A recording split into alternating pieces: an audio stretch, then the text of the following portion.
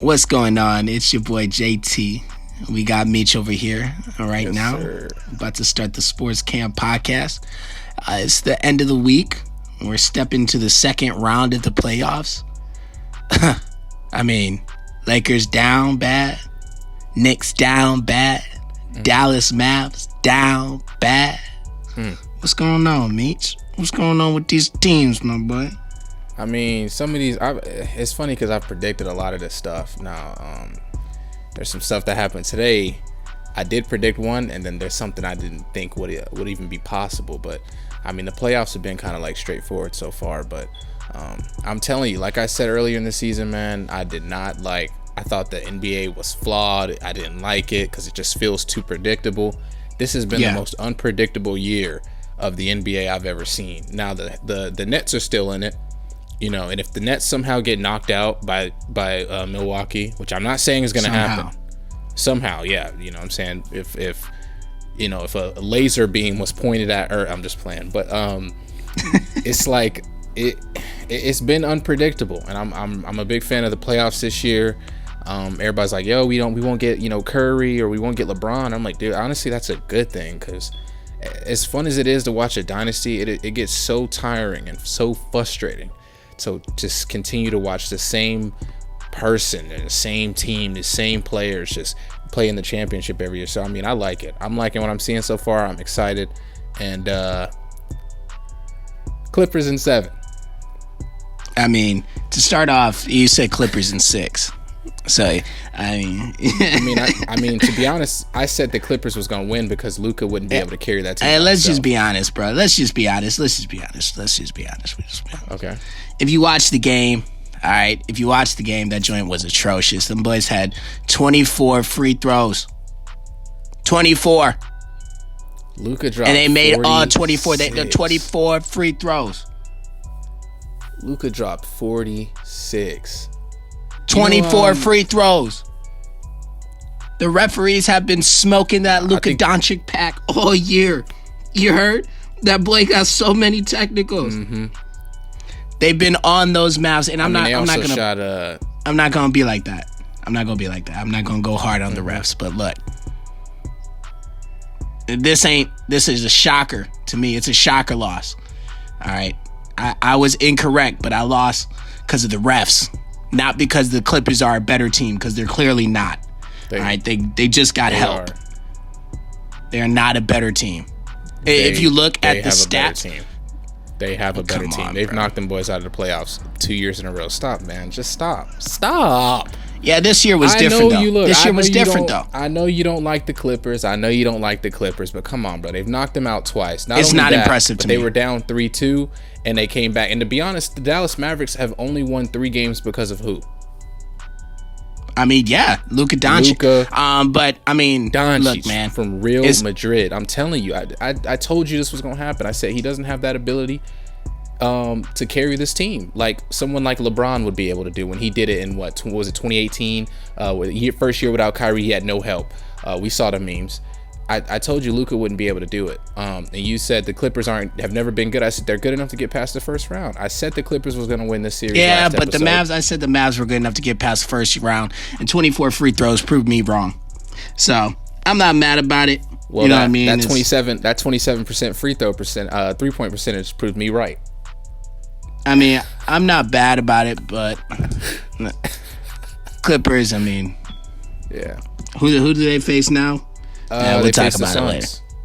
Yeah. Well, let's get to that at the end. You know, we like to do our little. I'm not mad about it, but you said that LeBron has the ability, or had the ability, to carry some teams out of the first round or all the way. Did you watch that last Lakers game, my boy? I did. I watched the last 2 actually. I think the question for this segment was what's next for the Lakers, or LeBron or whatever. I'm gonna tell you exactly what's next. Space Jam 2. That's what's next. And it's so weird because it's like I feel like. Hold on.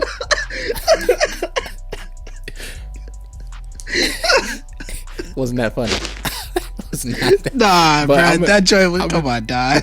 Come on, bro, chill. I'm gonna tell you what's every subscriber we get, the more of a menace I'm gonna become. But here's the thing: the Lakers. I have never been so disappointed watching a LeBron-led team, because I remember last episode we were like I put my faith in LeBron to win, because I was like, I'm not gonna bet against LeBron. That's true. I should have, because they got smacked back to back. They had no answer in Game 6 at all. Game 6 was atrocious. They scored 85 points. They didn't have AD. Game 7 they did have AD. I think he got injured after 5 minutes and he didn't play again. And it was just clear that LeBron just couldn't simply figure out a motive of how to stop Devin Booker and how to stop the Suns playmakers from, making plays. And it was weird to me, like we were talking yesterday, it didn't look like LeBron was actually trying until the second half. And I'm like, second half LeBron, or fourth quarter, whatever you want to say, that's the LeBron I'm used to. The LeBron who isn't afraid to just attack the paint and score. You know what I'm saying? I told you, I said, I feel like LeBron's changed his play style recently. Like, I feel like he's now more of like a Russell Westbrook type player, like that close to triple double, almost triple double type player. And you said it yesterday, he was padding stats, trying to reach a Big O or something like that. And, yeah, he's stat chasing right now.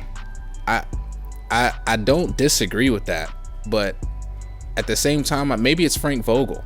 They brought in Frank his first year on the Lakers. Who was the head coach? It was Ty Lue, right? It's Ty Lue. No. It was that young dude. Yeah, that he got rid of so quickly. Former Warriors assistant coach. It was not a good season. Yeah, it wasn't a good season at all. No, remember, I think he got fired mid-season, and then they brought in Ty Lue to finish the season. They brought in Ty Lue, and then they got rid of Ty Lue. Yep, instantly. And then Frank Vogel came in, they win a championship. And that's that year Frank Vogel came in is when I feel like LeBron started playing differently.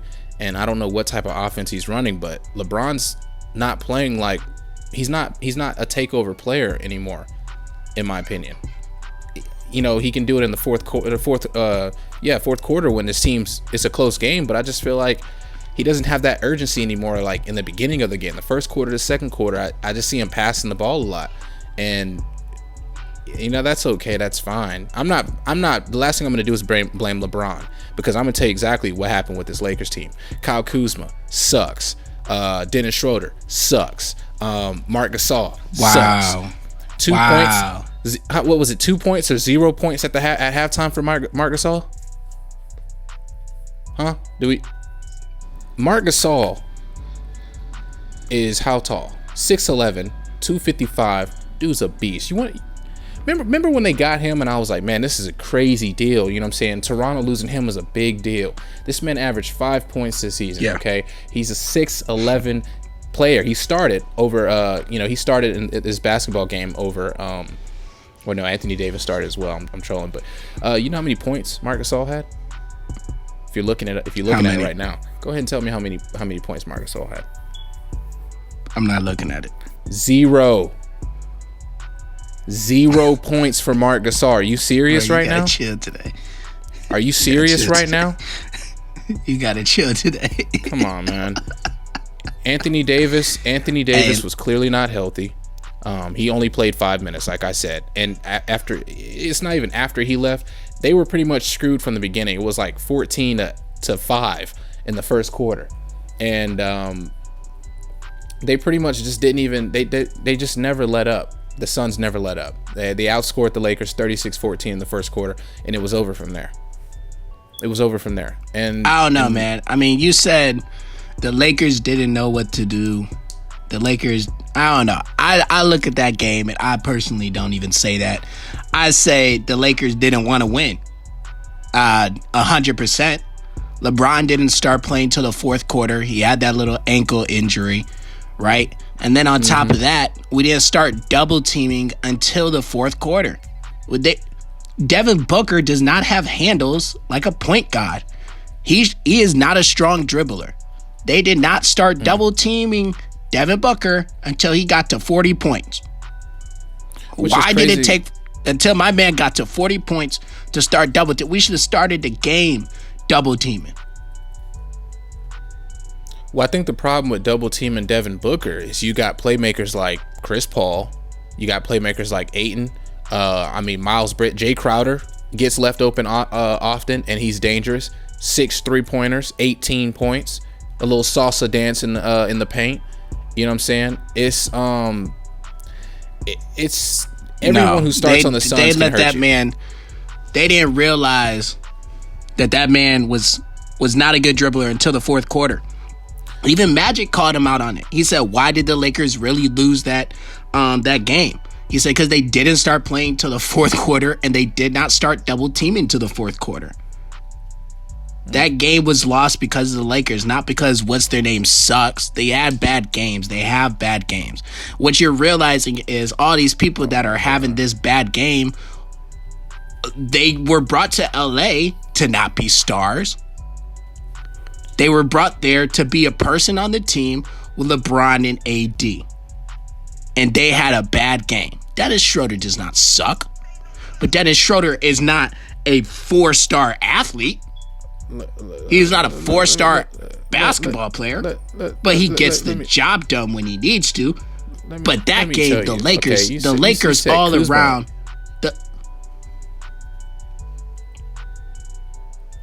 Go ahead. You said Kuzma. I didn't say Kuzma. Okay, don't put Kuzma in there. I'll give Dennis Schroeder the benefit of the doubt because I actually like Dennis. I didn't say Kuzma. I was a fan of him when he was in that ATL. I was a fan of him when he was on the Thunder. But Kuzma is awful. Kuzma is terrible. It's like he has no confidence to play this sport. I actually which is think weird he's because I feel like confident. I said yesterday, I felt like he was I felt like he was I feel like his rookie year he was playing with swagger, he was playing with confidence. And as the years got on, I feel like maybe even it was when Lonzo left, when everyone got traded, he's lost it. He's just completely lost it. Doesn't look like he's having fun out there. Yeah, he just looks like he's out there running up and down the court. Yesterday he played 18 minutes, 1 for 6, 0 for 2 from the 3. -4 plus or minus 2 points. 2 points. I think instead of 2-point Rondo, I think we will mutually agree it's now 2-point Kuzma. Well, we can joke about Rondo as much as we want to, but I mean, like you said, LeBron is doing something that he shouldn't be doing. He's trying to be a point guard, and you can be a player coach, but you don't have to be a point guard. That game he was trying to be the point guard, and I personally think that the Lakers should have kept Rondo. And the person is because Dennis Schroeder isn't a point guard. I mean, he may show on as his position as a point guard. You know what I mean? But that man is not a point guard in the means of slowing down the ball game. I mean, this is what I was telling you. Like, this is what Chris Paul does, that he did with the Rockets, he did with OKC, and he even does with the Suns, because he doesn't need a score like that. But he can. He doesn't need to. This is an injured Chris Paul. He just simply slows down the game, because what happens when Booker dribbles by himself? You saw that fourth quarter. It was, it was a terrible fourth quarter. But Chris Paul comes into the game, he slows down. He just has a sense of calming to him. That's what Rondo did for the Lakers. He didn't really do much more, but he did do that for the Lakers. He slowed down that pace. I guess, but Booker. We talk about Booker dribbling. I mean, his best plays were just completely off the dribble, screens. And like you were saying, the Lakers weren't doubling. I saw a play where LeBron literally tried to double Booker and allowed Miles Bridges to just freely walk himself into the paint for a slam. And then even in Game 6, Booker driving to the lane, guys coming in to double team him, he dishes it out for a 3 to Jay Crowder. I remember earlier on the podcast we were sleeping. We were like, we don't think the Suns. I mean, I would give the Suns more benefit of the doubt than I would give the Utah Jazz. I did, to be honest. But now the Suns are really looking like a threat. They're actually looking like a real threat in the West, but not a threat like we can beat the Brooklyn Nets type threat, if you know what I mean.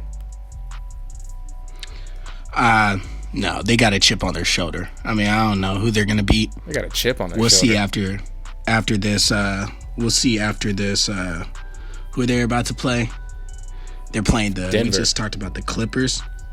Denver. Oh yeah, I said the Clippers had to play the Suns earlier. That was wrong. The Clippers are playing Utah, and game 1 is on the 8th in 2 days. However, tomorrow Denver will face Phoenix for the first game, so that's gonna be exciting. Mm-hmm. Yeah. No. I mean, I think I can. I think. Nah. I don't know. You don't think what? I don't think they can pull through Phoenix. We'll see how Chris Paul is. We got 2 good games because, like I said on the last episode, I think the Clippers could honestly get to the finals, and I'm still sticking by that. I think they can handle Utah. I think Phoenix and Denver will be a good series, but I think Phoenix will walk out, and I think the Clippers can beat Phoenix. Although I'm gonna get Phoenix. I'm sleep on Utah, but I'm still saying the winner of this Denver versus Phoenix game is the Western Conference finalist. I mean, I thought Phoenix Lakers was the Western Conference Finals. That's what I'm saying. And Denver is a good team, but we have a hurt Chris Paul. I've been said that. We have a hurt Chris Paul. So I took back what I said, and I said I don't think any of these teams will make it out the West. To be honest, I'm not really worried about Chris Paul's injury, considering he still did more than enough, 12 assists, in order to power his team past the Lakers. So I'm not worried about that injury. I think he's good. He's good enough for the Suns to be a threat still. That's obvious. If you watch Game 6 and 7. So I mean, if he's injured, it's not that injured to where I should be nervous, because I'm still more than confident.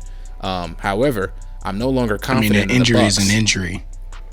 I'm no longer confident in the Bucks. Harden goes down with an injury, and the Nets still find a way to absolutely destroy that team. I mean, actually, no. Let me stop, because I feel like the Bucks they did keep it, close. It was like sort of a blowout, but they bounced back into it late in the fourth, which was great.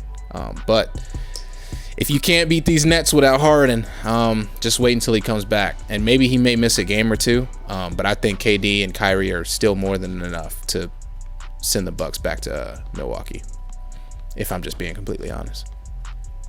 But this is your team, so I'm curious to see what you got to say about it. So what are you thinking right now? I mean, there's always opportunities that I think people get when it comes to injuries. I always think whenever there's an injury, you never want somebody to get hurt when you watch basketball, but you really do have to capitalize off of it. So when James Harden gets hurt within 40 seconds of the first game, that's like for the Bucks, that's got to be a damsel in distress. Them damsels were not in distress, because KD still killed them Bucks, and they made the Bucks the damsel. And really, I think it just shows. I mostly think that it just shows that the Nets are just a powerful scoring team, which we already knew. We already knew that. But I mean, when Milwaukee is still struggling to keep up with them, because I mean, not struggling to keep up with them, because it was 115 to 107. But you have the big story here is there was no Harden, somebody who's putting up 30, 40 points a game, and you guys still couldn't beat them. That's a problem. That's a huge problem. But it's also a sayonara to all those people that are hating on KD, saying he can't lead a team. Yeah, dude, that KD hate is real, and it's crazy because I feel like people don't realize that this could be the greatest scoring player. You know what I'm saying? When we talk about build, when we talk about everything, this could be the greatest scorer in NBA history. Sniper. And we're talking about he can't lead a team. He can shoot. He's got mid range. He can get into the paint. He can dish the rock. He can grab rebounds. I mean, guys, it's KD. You know what I'm saying? It's KD. Not only is it KD, they got Blake Griffin looking great. They got Joe Harris playing great. And Kyrie is Kyrie. And when Kyrie and KD are on the court together, there's just no stopping that. And the third quarter was a prime example when they outscored the Bucks by 12 points. The Bucks, 20% from the 3-point line. Yo, let me just say this before you go crazy. Okay. At the beginning of the season, I said the Bucks are not a well enough established team, right? And everybody got upset because they were like, Chris Middleton. Why don't you read them Chris Middleton stats? Huh? 6 for 23. I'm smoking that pack right now. 6 for 23, my boy. Oh my Meech. goodness. I will say this gives me hope that Milwaukee you got may do more something. shots Okay. than you got points. Like I said, this actually gives me a little bit of hope that the Bucks may be able to establish something. I mean, this was a bad game, obviously. 20% from the three. They made just 6 3-pointers. Chris Middleton 0 for 5 from the 3, which is weird because it's like last series he was just dominating at a high level with the sweep, but he definitely had that Brooklyn Net jitters in this game. And let's just say if Harden is playing in game 2, if Harden is okay, which I think he may miss game 2 at the bare minimum. I think he'll just miss game 2. I don't think he'll miss more than one game. I don't, it's a hamstring injury. It's something that it's a muscle injury, something that'll heal over time.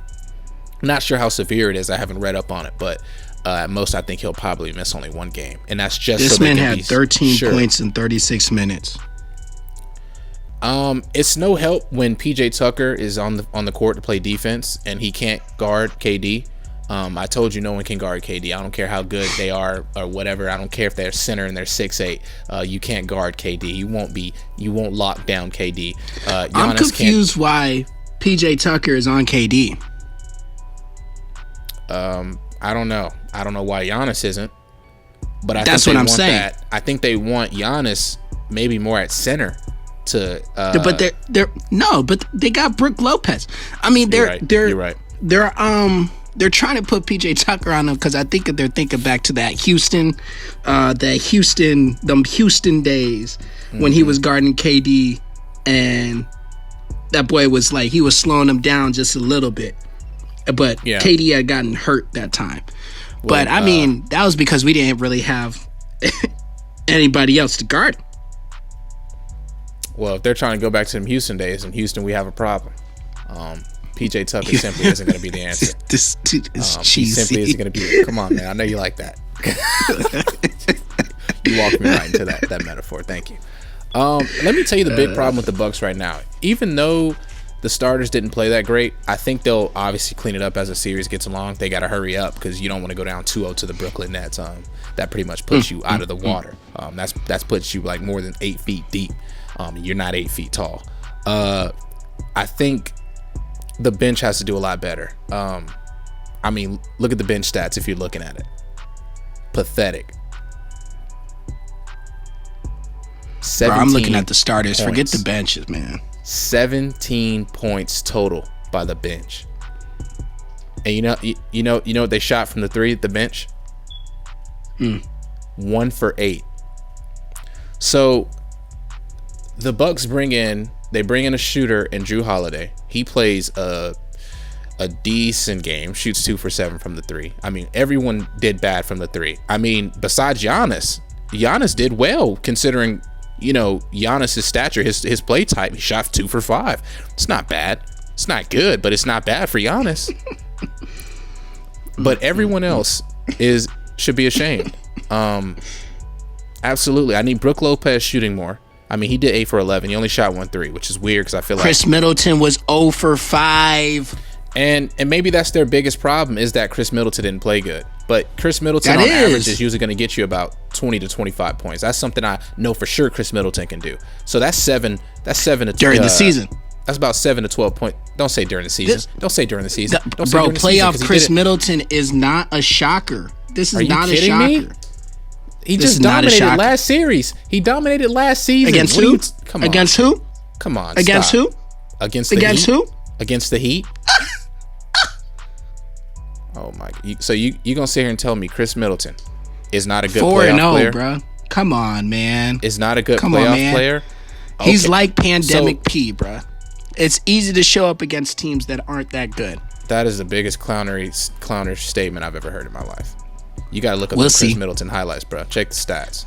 Check the stats. Look up the Chris Middleton highlights from yesterday. Wait till tomorrow. Because that JT. Don't let that boy have another bad game. Loud right now, but I'm gonna tell you. We'll see. Let's see if he has 2 bad games in a row. But even then, it's like, Chris Middleton he still get. If anything, Chris Middleton gets into the playoffs. It's just him and Giannis. Everyone else now, you might say, Plus, to be honest, this is probably Chris Middleton's first bad game. This whole playoffs. Here's the thing, but I'm saying people say Chris Middleton like Chris Middleton is enough. Chris Middleton still struggles. He's still not in, I don't want to say it like disrespectfully, but he's still not like an all-star on the team. He's a star on the team, but I'm saying like Chris Middleton is not equivalent to having another star on the team. He's not in the NBA terms. Oh, you're 100% correct. He's an all-star to me. You're 100% correct. But the thing is I don't feel like Giannis is one of those players that need that much around him. Because Giannis is game-breaking. Giannis is going to score 30 points a night. But Giannis needs good shooters around him. If Giannis had good shooters, the Bucks wouldn't be in this situation. The Bucks are a great team, and Giannis is the reason for that. How did I just contradict what I just said? You said Giannis isn't a player that needs good people around him. But Giannis needs good shooters around him. Well, let me reword it. He doesn't need top stars around him like I said Luka does. He really just needs some players around him that can shoot. Chris Middleton can shoot. Okay, they brought in Drew Holiday to shoot. He shot 2 for 7. Brook Lopez can shoot. He's a 3-point. He's a center who can shoot. It's obvious what type of team they're trying to build here in Milwaukee because they know Giannis can't shoot. Right. Giannis is an inside player with some hope to his mid-range game. But they need shooters, and they don't have that. The bench sucks. Every single one of them. Pathetic. And I'm going to give Milwaukee some benefit of the doubt because I think they just had a bad game. But like you said, when someone like James Harden is not on the court, you've got to take advantage of the situation. And they did not in game 1. And this puts them down in a big way, especially if James Harden comes back and plays in game 2. So good luck. But that wasn't an only shocker. Another shocker was, did you want to talk about Philly? We got to talk about Philly. Because it's funny because 124 to 128. Last episode I said they'd be 8-0 when they faced the Nets in the conference finals. Since then they're 1-2. They're 1-2. Trae Young is a dog, man. I don't know how else to say it. Every game that goes on, Trae Young just reminds me that maybe the Luka trade wasn't that bad. Okay. Because I'm like, Trae Young is still a game-breaking player. I mean, he's dropping 30 points per game, most likely. I don't know. How many did he drop in this game? 35 points. And the crazy thing about it is Joel Embiid was playing. Joel wasn't out. And even if Joel was injured, he still dropped 39 points. Shot 12 for 21. Does this scare me as someone who's been saying that Philly was his team since game 1? It kind of does. But when I look at maybe guys who are fans of the Atlanta Falcons, this is a scary sight. Because I think if the Hawks can find a way to at least win 2 games a series, or maybe 3, I think they'll win 2 games at least.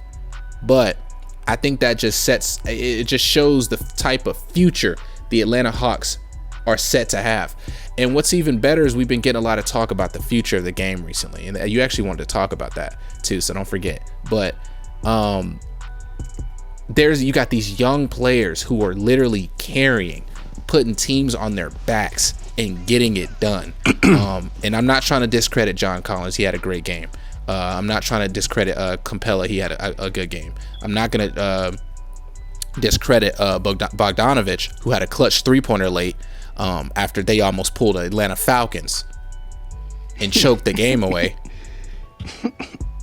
But it's incredible to watch all this young talent just dominate the league. And the Hawks are a young team too. They're not an old team. I think they may be the youngest team in the playoffs right now that's still alive. And that's scary because maybe the Hawks just need one good veteran, one more playmaker, and we could see the Hawks reach levels that we didn't think was possible. Beating Philadelphia the way they did, Trae Young not being able to be stopped. And remember when I told you that Ben Simmons was going to be guarding Trae Young? He didn't guard Trae Young. Told you.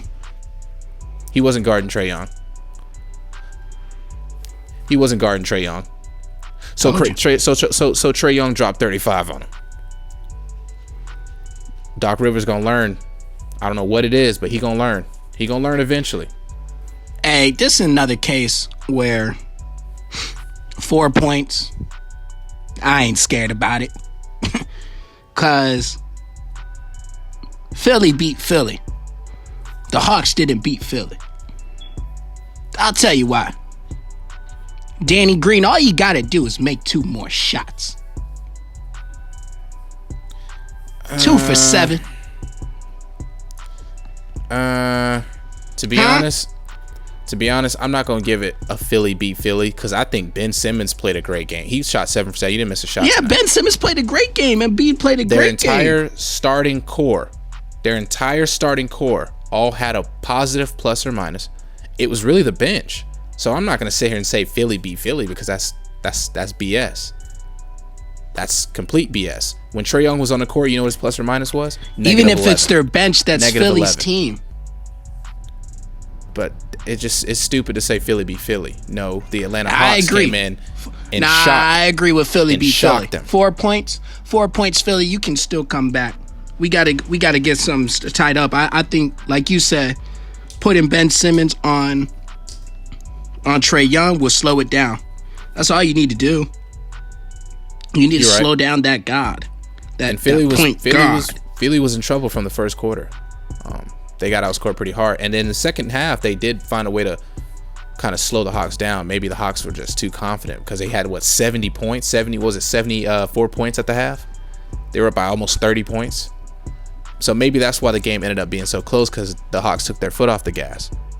So that's something I also want to think about, But I'm still not going to sleep on Philly. I think Philly's still that team. And I don't want to say they need to build chemistry because, well, this was Joel Embiid's first game back from injury, right? Or did he play game 7? Yeah, but or not game 7, game 5 he still against, did good with Clint on him, bro. Yeah. But it's Joel Embiid, you know what I'm saying? Top 3 in the MVP voting. Gonna probably finish 3rd. That's why I told you. I'm like, even if he wasn't still injured, it doesn't matter. He dropped 40. But it's like you said, bro. It's the bench has to step up because Atlanta's bench had like 34 points. Mm-hmm. So, and the turnovers got to slow down. It's got to slow down. down. And they need Danny Green to score more than 4 points. This will be the wrong time for Danny Green to go back to last year, Danny Green. We do not need that. We do not need that. I'm liking Trae Young, though, but I'm still liking the 76ers in the series. I'm not changing my opinion on that. Yeah, I still got the 76ers. But yeah, what was it you wanted to say about a new era? It's a new era. You talking about how, man, free advertisement, but Bleacher Report, I like to stay up to date with these sports channels, we call them. Bleacher Report dropped something, said, first time since 2010 that Curry and LeBron James are not in the playoffs. New era. Alarm. That's not a new era, folks. Did you guys realize that both AD and Klay Thompson are hurt and still the team struggled to beat them? Did we forget that?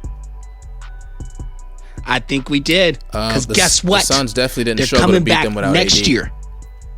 Huh? Yeah. I mean, Klay already on the boat celebrating his next ring. Because I'm telling you, he getting it. He's already on the boat ready for that next ring. Because the Warriors are going to be dangerous next season.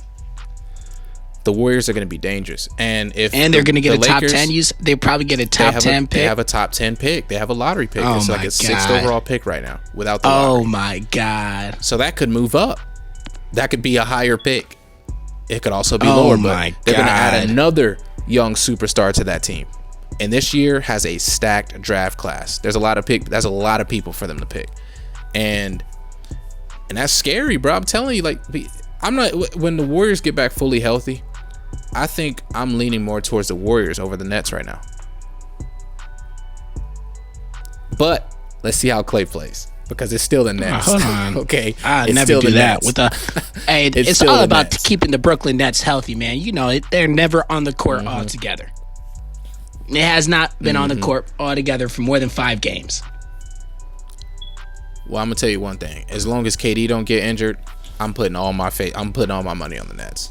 As long as they can keep KD on the court, I believe in them. As long as they keep KD on the court.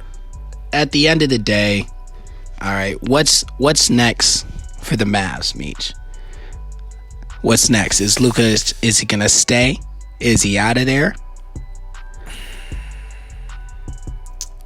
Luka is not leaving the Mavericks. I think this is contract year, wouldn't it be? Or would it be next season? I think this year is going to be his option, the team option year, and the next year they'll have to give him a long-term contract. But this offseason, I really need to see Luka get some help. Right now, he's just kind of in a pickle, just kind of by himself, and it's kind of sad to watch because how many points did he drop in this last game? Was it 50, 46, 46 about points? Like 47, yeah. 46 points. He shot the ball 30 times trying to carry this team. And you said I'm a Luka hater, but to be honest, I love Luka. I love watching Luka play. I think he's the future best player in the league. When LeBron's gone, his contract ends in 2022. Oof. So that's next season, yeah. Next offseason. Yeah. And I'm sure he'll sign that max deal because he's going to get that major super max. I'm talking a thickie contract. And he's not going to turn that down from the Mavericks. However, Luka, the Bucks, you and Giannis, that's at least 3, 4, 5 rings. Giannis has a big contract. Okay, so Luka, I get the whole loyal thing. I know he's gonna be loyal to the Mavericks, but man, I need you to take a look at them Bucks, because if they got to get rid of Middleton or anyone to bring in Luka, make it happen. But that's any team. Any team's gonna do that, because like I said, Luka's the future best player in this league. And it's only going to take him maybe 3 more years to achieve that. I just said it. And we're going to come back to this in 3 years when everybody's saying he's the best player in the league. That's all I got to say. Future for Dallas, unless they get Luka some help, I just don't see him doing anything. I see him competing and doing the same thing they're doing now. Remember earlier in the season, they weren't even in the playoffs. Luka got him into the playoffs. Luka got him to Game 7 in round 1 because Porzingis is just on the court running around in circles. He's not doing anything. Stop it. He's not helping Luka. If anything, Finney Smith or Tim Hardaway would be the second on that team. He shot 1 for 9. I think you said something about that. It's disappointing because I feel like they aren't doing anything to help Luka, but let's see what they do this offseason. Let's see what Mark Cuban gets down to. It's gonna be interesting offseason ahead, but even better playoffs in the next few weeks. Yes, sir. And it's looking like everything I've said that's gonna happen has happened so far. I said it'd be Philly, Atlanta. I said it'd be the Bucks and the Lakers. Except for, yeah, you're right. No, I said Phoenix could probably I think I picked. We did say it, but we didn't say it. You know what I mean? Yeah, we just didn't want to pick LeBron. But to be honest, I knew Phoenix was probably gonna. I'm not gonna not pick LeBron. It's just not gonna happen. I said Utah and the Clippers. If anything, the Phoenix was maybe 50-50. But since it's early now, or should we wait till next? No, we should probably do it now because it's still kind of early. Should we go ahead and say? What? Or we already kind of said the Western Conference Finals. So are we just gonna stick? You want to say the predictions now that it's new teams?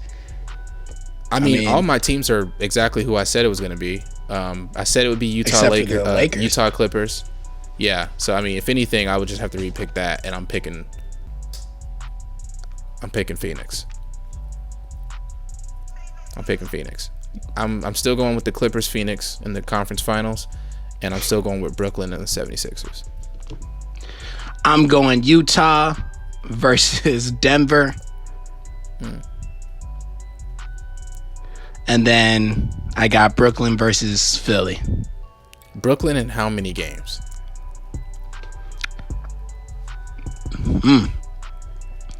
With the hurt James Harden, 6. With the healthy James Harden, 5. Because they gonna need to shoot way better than they shot tonight if they want to. They want to keep up with the Brooklyn Nets. Because even Nets. KD didn't have a good 3-point game. But still, at the end of the day, that's because you got less people on the court. So I mean, you already know who's gonna shoot. You know what I mean, you already know you're gonna shoot. When you take one of those people out, then it's like, oh, now we really know who's gonna shoot. Yeah, and Kyrie didn't have that well of a game compared to his other games either. So maybe like nobody really played good, and maybe that's why the Brooklyn Nets had the edge because of what we were saying about the Bucks bench. So maybe that's why it was so, So let's to be honest, see who cleans it up in the second game. I mean, but I got Brooklyn Nets to take this whole thing, man. Or Tuesday. I got Brooklyn Nets to take this whole thing. I still have the Brooklyn Nets as well. Yeah. I still do want to see that 76ers Brooklyn Nets though, because I think that'll be interesting. I got to see the Utah, man. I got to see the Utah. I'm excited. This series is the one I'm most excited for in the second round. Because I'm telling you, man, you said the Clippers have never been a good team, but honestly, I think they're good enough to get to the finals this year. I think they can do it. Yeah, but they get to the finals because the Brooklyn Nets are a lot of people just forgetting winning. how dangerous Kawhi is when he gets to the playoffs. Kawhi don't fold in the playoffs. I mean, he did last year. Let's forget about that for just 10 seconds. But Kawhi in the playoffs doesn't fold when he has a leader on the team, and we saw that. Kawhi has to have a point guard. The Clippers don't have a point guard.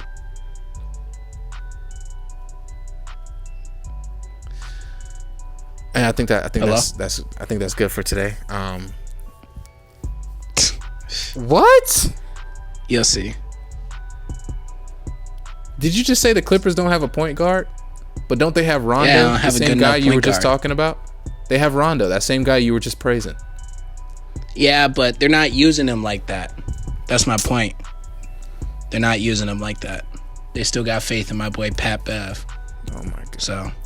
Oh, Patrick Beverly. All right, let me stop being a menace. Let's stop. Why we always got to end on Pat Bev, man? Oh my. Oh my goodness. Anyways, man, this has been the Sports Junkies Podcast. Subscribe today to become a sports junkie. We like those comments. I had to clown a guy in the comments. Did you see that? Nah. Yeah, a guy tried to clown me. He was like, "Yeah, stop doing podcasts for real." And I was like, dude, I had to clown him. It was about Cam Newton, the Cam Newton video that's doing good right now. Yeah, he tried me, so I had to clown him. Are we still recording? Yes. Okay. Yes, we are. But until next time, guys, it's been your boy Kid and JT. Let's go. I was waiting on him. This has been Sports Junkies. See you guys soon.